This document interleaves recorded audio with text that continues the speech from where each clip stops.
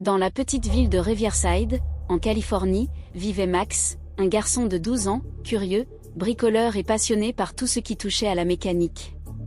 Il avait un petit garage derrière sa maison, où il passait la plupart de son temps à réparer des vélos, des jouets cassés, et parfois même des petits moteurs qu'il récupérait dans les vieilles granges de la ville. Son père était mécanicien et lui avait transmis cet amour pour les machines, mais Max avait un don particulier, il comprenait instinctivement comment fonctionnaient les systèmes électriques et électroniques, un talent peu commun pour un enfant de son âge. Un jour, alors qu'il travaillait sur une vieille tondeuse à gazon qu'il avait trouvée dans un vide-grenier, Max entendit un bruit de moteur dans le ciel.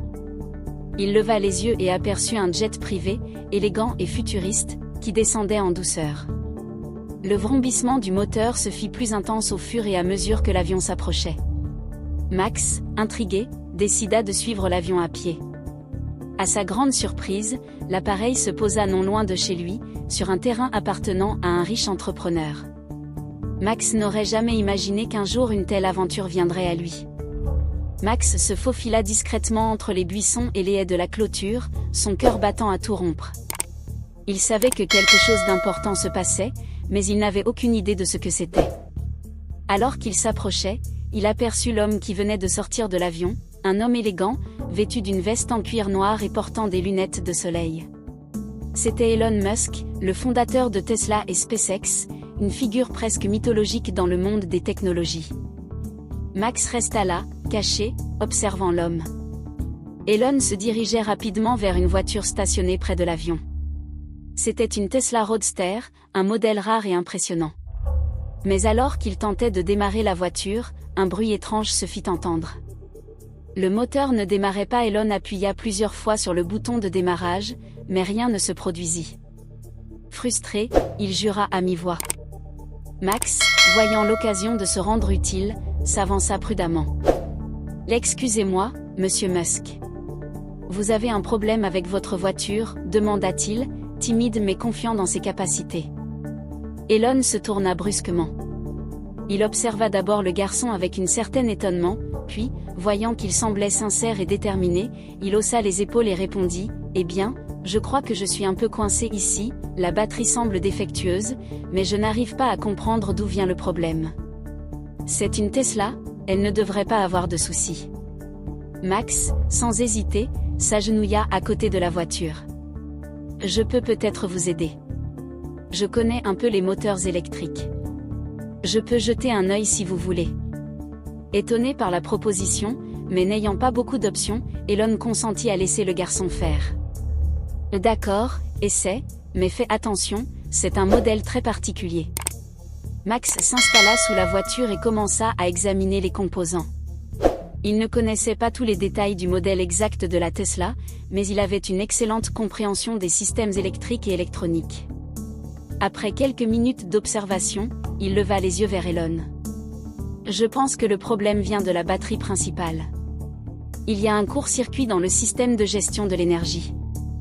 Vous devez réinitialiser le système, mais pour ça, il faudra probablement remplacer un des modules électroniques. » Elon, impressionné mais un peu sceptique, le laissa faire.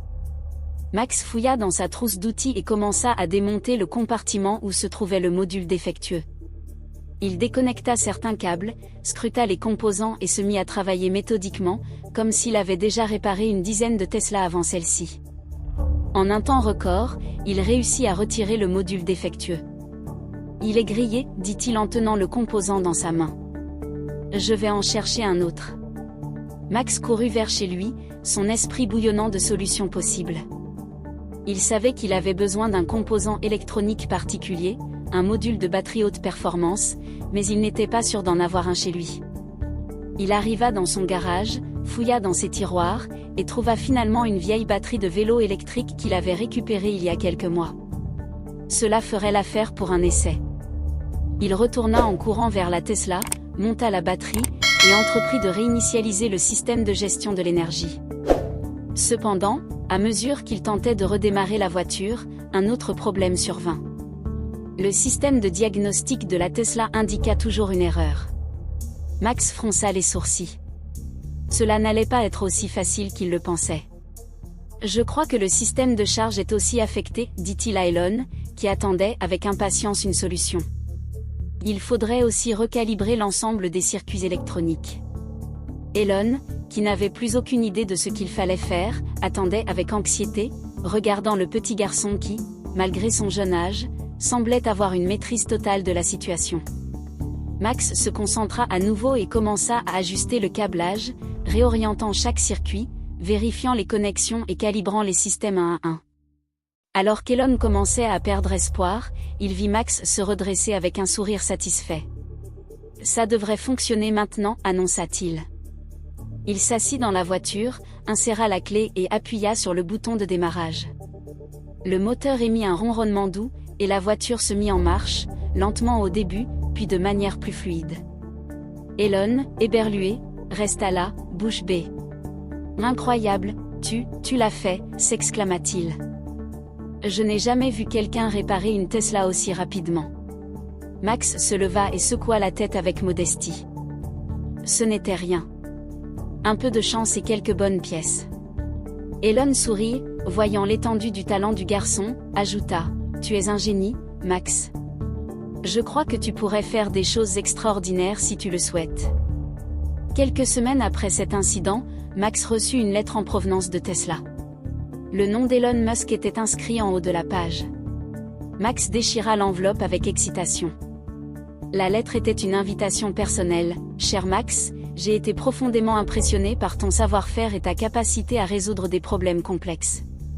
J'aimerais t'inviter à visiter notre siège, si tu le souhaites, à rejoindre notre équipe pour un stage chez SpaceX. » Max n'en croyait pas ses yeux. Un stage chez SpaceX ? Une opportunité que la plupart des ingénieurs expérimentés rêveraient d'avoir, et voilà qu'il l'avait reçue à seulement 12 ans.